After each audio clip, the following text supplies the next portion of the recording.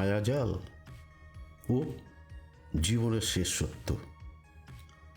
সম্পর্কের আলোছায়ার ভিড়ে মানুষ কত রূপই না ধারণ করে।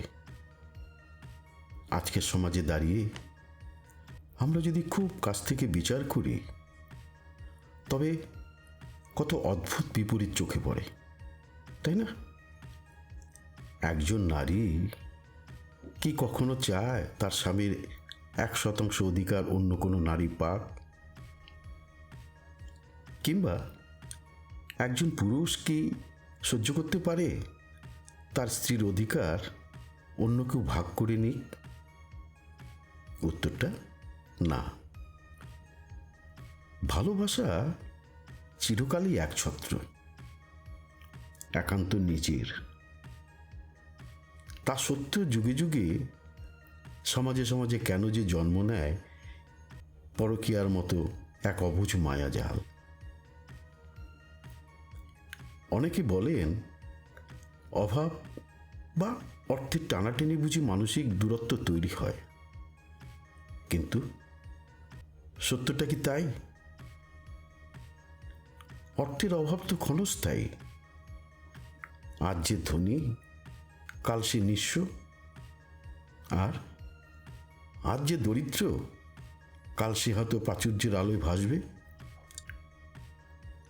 আসল কারণ তো লুকিয়ে আছে মানুষের মনের গভীর গহীনে, ভয় এবং এক অজানা ক্ষণিকের অনুভূতির আকর্ষণে। মানুষ যখন বর্তমান সম্পর্কের একঘেয়েমি বা হারানোর ভয়ে ভোগে, তখনই সে অচেনা কোনো আশ্রয় নিশ্চিন্তে আনন্দ আর উল্লাস খুঁজতে চায়। সে ভাবে সে বুঝি নতুন কোনো নিশ্চিন্ত জীবন খুঁজে পেল। কিন্তু তা কি সত্যি নিশ্চিন্ত জীবন, নাকি শুধু ক্ষণিকের মোহ? প্রকৃতির খেলা বড় অদ্ভুত। মানুষ নানা চরিত্রে অভিনয় করে যায়। মোহ আর আবেগের বশে সাময়িক আনন্দকে পরম সত্য বলে ভুল করে।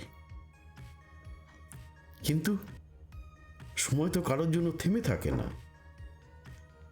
একদিন যৌবন ভাটা পড়ে, উন্মাদনা আর উল্লাসের রঙগুলো একে একে ফিকে হতে শুরু করে।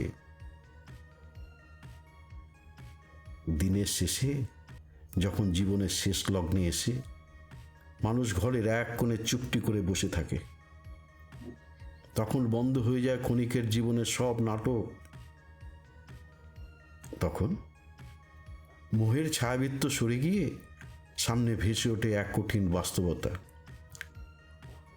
পুরনো দিনের সব সাময়িক আবেগ আর কোনো সাড়া দেয় না। তখন ঘর এবং বাহির সব যেন এক অদ্ভুত শূন্যতায় ভরে ওঠে। তখন মিথ্যে সম্পর্কের মায়াজাল ধূলিসাৎ হয়ে যায়। যা পড়ে থাকে তা হলো প্রকৃত বন্ধন, জীবনের অর্পিত দায়িত্ব আর কর্তব্য।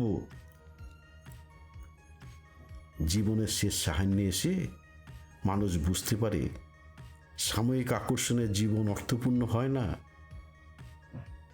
জীবনের আসল সৌন্দর্য নিহিত থাকে নিঃশর্ত দায়বদ্ধতায়, একান্ত গড়ে তোলা সেই আসল ঘরের আশ্রয়।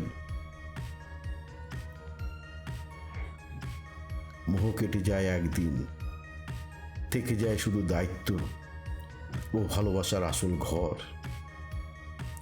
আজ আসি, ভালো থাকবেন সবাই। দেখা হবে পরের গল্পে। নমস্কার।